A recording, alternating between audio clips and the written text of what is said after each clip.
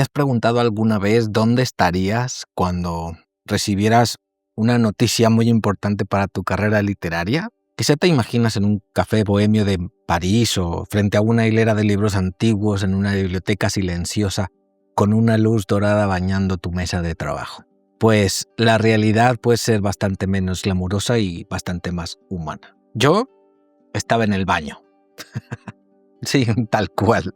En ese lugar tan poco poético recibí la llamada de José María Gala, el director de la Fundación Antonio Gala, para decirme que mi novela había ganado el 7º premio Biblioteca Antonio Gala. Tuve que fingir una voz de normalidad, intentando que no se notara el eco, mientras sentía cómo el corazón me daba un vuelco de alivio y alegría. Habían pasado 10 años desde que la idea de esta historia nació en mi cabeza y tras 40 rechazos de editoriales, agencias y otros concursos, la victoria llegó en el momento más inesperado.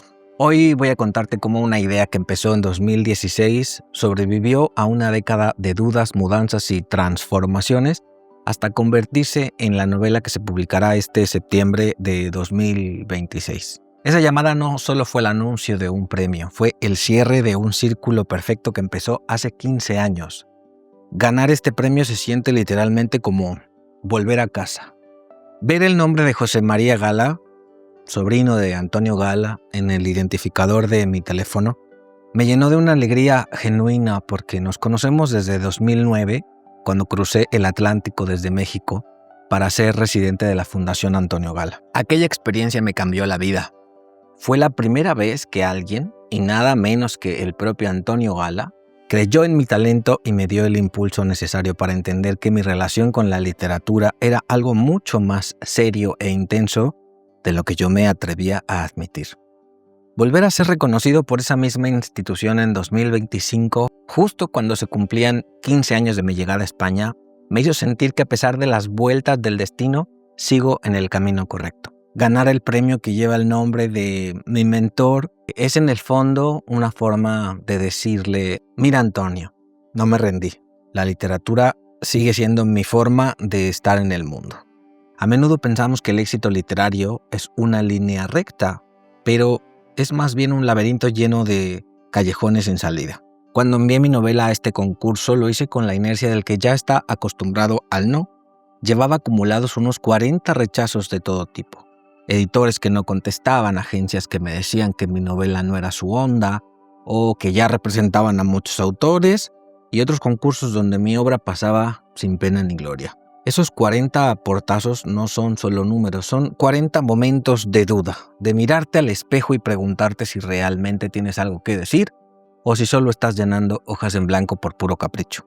Pero la terquedad es una de las herramientas más valiosas del escritor, casi tanto como la gramática. De hecho, cuando recibí la llamada, había olvidado por completo que participaba. Mi sorpresa fue total. Sentí una oleada de alivio. Por fin alguien veía en la SED, mi protagonista, lo mismo que yo la vi cuando la presenté en un invierno de 2016 en Granada tras publicar el primer capítulo en la antología La Devoción Inflamada. Fue un flechazo absoluto. En esa presentación la gente se reía, se emocionaba con las locuras de ese actor mexicano que buscaba a Dios en los bares de Sevilla, y esa reacción del público me confirmó que aunque el tema podría ser delicado para algunos editores, había una verdad humana latiendo en esas páginas que merecía ser compartida. Es curioso cómo funciona la memoria y el cariño. Al contestar a José María lo saludé con la calidez de siempre, sin imaginar que me traía la noticia de la publicación de mi novela. Él fue directo como llegan las buenas noticias y me dijo que la fundación había decidido otorgarme el premio por esta novela que para mí es un trozo de mi alma. En ese momento, en la soledad del baño y con la emoción contenida, comprendí que la espera había valido la pena. Porque tras 10 años de acompañar a un personaje por sus desiertos personales, uno ya siente que ha pagado el peaje necesario para que la historia encuentre su puerto. 10 años, 40 portazos y una fe férrea. La historia de esta novela es la historia de una persistencia que raya en la terquedad. Empezó en 2016 como un pequeño relato para una antología llamada La Devoción Inflamada, y ahí apareció por primera vez la SED, ese personaje torrencial que mezcla el lenguaje mexicano con el español sevillano en un delirio místico y alcohólico. Sentí empatía por él desde la primera frase y supe de inmediato que quería pasar mucho tiempo a su lado. Quería descubrir qué pasaba con sus amores y cómo resolvería esa tensión constante entre su naturaleza marica y su fe católica. Sin embargo, entre 2016 y 2019 me distrajo la vida. Y no está mal que eso pase. Como siempre digo en clase, para escribir literatura primero hay que encargarse de vivir. Me enamoré, me mudé de casa, viajé a México con Jesús, mi marido, para reencontrarme con mi familia, entre ellos con mi madre, sin saber que sería la última vez que conviviría con ella estando viva. Me volví a mudar, esta vez de ciudad, y todo ese ruido fue necesario para que yo madurara la novela. La sed no cambió mucho en esos años, porque ella ya nació con su propia fuerza, esa voz que es una avalancha verbal, pero yo sí cambié. Yo necesitaba ese bagaje emocional para poder mirar la historia con perspectiva. No se trataba solo de escribir, sino de verlo vivido y transformarlo. Necesitaba estudiar, leer teología, entender las inconsistencias de la Iglesia con respecto a la homosexualidad. Pasé horas desentramando los relatos canónicos que construyeron la noción de pecado y homosexualidad, buscando las grietas en la interpretación institucional que se alejaba del espíritu original de las Escrituras. Y sobre todo necesitaba el espacio mental que fue para mí Barcelona en 2019 para sentarme a tomar decisiones técnicas difíciles en lo que respecta a la literatura y la vida. Fue allí, en el máster de la BCM, cuando decidí que la sed sería el único narrador, apelaría a una familia postiza de personajes que nunca tomarían la palabra directamente, dejando que el lector construyera la realidad a través del espejo de su discurso. Uno de los errores más comunes cuando empezamos a escribir es pensar que más es mejor. Y yo diría que esto se puede extender a lo largo de la vida, porque yo no acababa de empezar y aún así me pasó. Mi primera versión de esta novela tenía más de 400 páginas, 14 capítulos en total. Me sentía tan cómodo con la sed que no quería dejar de escribirla. Pero la literatura a veces consiste en saber qué quitar. Gracias a consejos de amigos y maestros como José Miguel Tomasena, entendí que estaba siendo terco. Él me lo advirtió incluso antes de que escribiera los últimos capítulos, pero yo en mi terquedad los escribí igual, solo para darme cuenta años después de que tenía razón él. Tuve que enfrentarme al dolor de matar a mis hijos, como dicen los anglosajones, y eliminar 4 capítulos enteros. Un proceso de trasquilado agresivo, pero necesario. La versión que ganó el premio tiene apenas 137 páginas y 10 capítulos. Es mucho más eléctrica, más directa al corazón. Una novela no es un contenedor donde echarlo todo, sino un filtro. Al final lo que quedó es la esencia más vibrante de la sed. A veces, para que una obra respire, hay que quitarle el oxígeno que sobra, dejarla en los huesos para que sea el lector quien le ponga la carne con su propia imaginación. Incluso el título ha sido un campo de batalla. Empezó siendo Me dicen la sed, pero esa construcción sonaba demasiado mexicana para el mercado español, según me comentaron algunos lectores. Luego pasó a ser Yo no pedí ser trending topic, un título que me atrajo por su aire actual y divertido y que además es un guiño a Eduardo Mendicuti, un autor que ha sido fundamental en mi formación. Pero sinceramente sentía que era demasiado largo, repitiendo el patrón de mi anterior libro, Curso de Belleza, Amor y Sexo. Finalmente, regresé a la esencia, maricatólica, una sola palabra que lo contiene todo. Tensión, conflicto e identidad de la obra en un solo golpe. Sin embargo, el dilema no ha terminado. Aunque la novela ganó el premio con el título Yo no pedí ser trending topic, sigo en una especie de lucha creativa por recuperar Maricatólica. Se lo he propuesto a mi editor, pero aún no tengo una respuesta definitiva. Sé que hay factores externos que me hacen dudar sobre si mi título preferido llegará a verse en las librerías. Mi querido maestro Jorge Carrión, quien conoció el proyecto desde sus orígenes, me comentó que le parecía que Yo no pedí ser trending topic era un título mucho mejor que Me dicen la sed. Pero mi intuición me sigue empujando hacia esa síntesis poderosa que es Maricatólica. Es fascinante cómo incluso después de ganar un premio, el nombre de tu propia criatura puede seguir siendo un misterio por resolver. Te cuento todo esto un poco también por compartirte algo que he aprendido en estos 10 años. La disciplina no se sostiene por obligación, se sostiene por amor. Yo me enamoré de La Sed en cuanto la escribí. Me fascinaba su desfachatez, su ternura y esa soledad tan ruidosa que tiene. Quería pasar tiempo con ella, acompañarla en sus dramas y reírme de sus contradicciones. Y esa conexión es lo que me permitió seguir adelante a pesar de todos los rechazos. No me importaba si tardaba, yo quería que el mundo conociera a este personaje porque sentía que muchas personas LGBTI católicas necesitaban su consuelo y su reflexión teológica.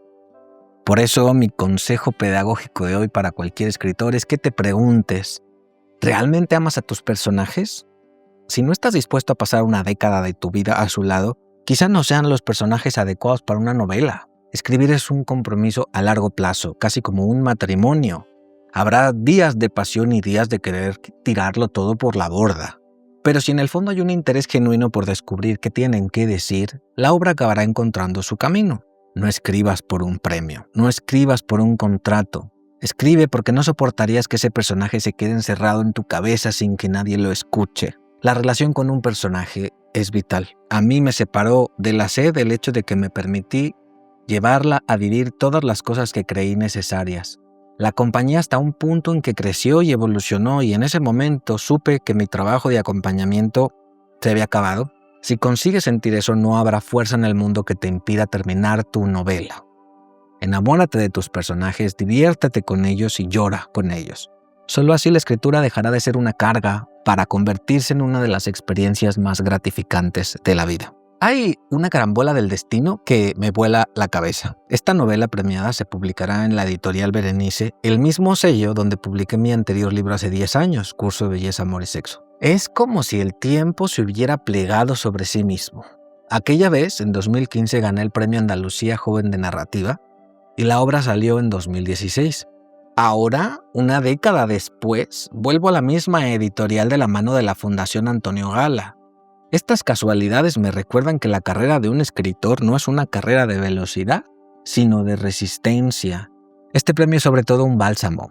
Después del fallecimiento de Antonio Gala en 2023, recibir este galardón que lleva su nombre se siente como un último abrazo de mi tutor, de aquel hombre que me dijo que mi relación con las letras era poderosa.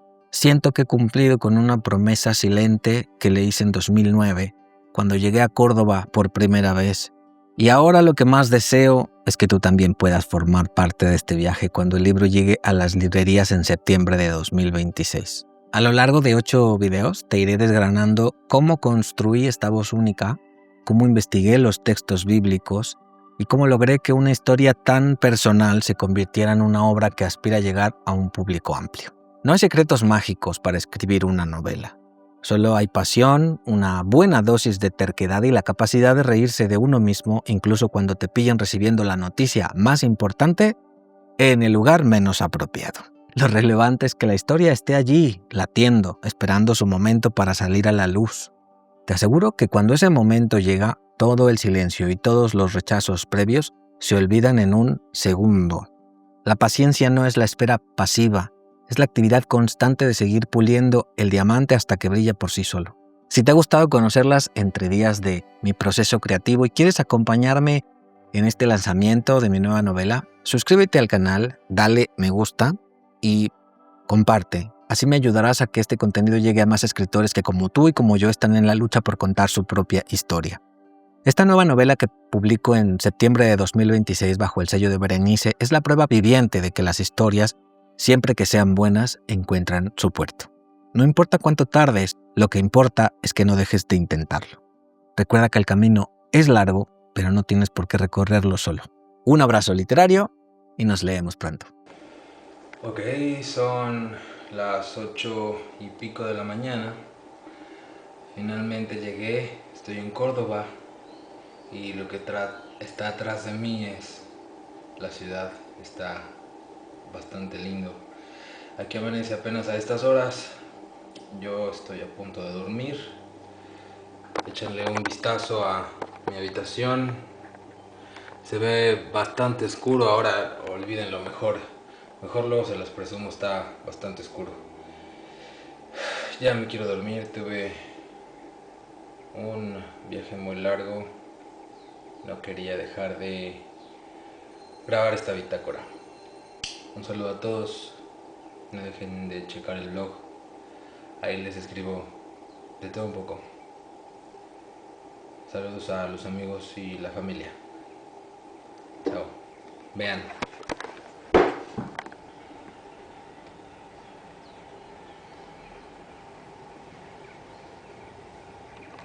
¿Quieres tomar clases conmigo? Conoce mis cursos en israelpintor.com.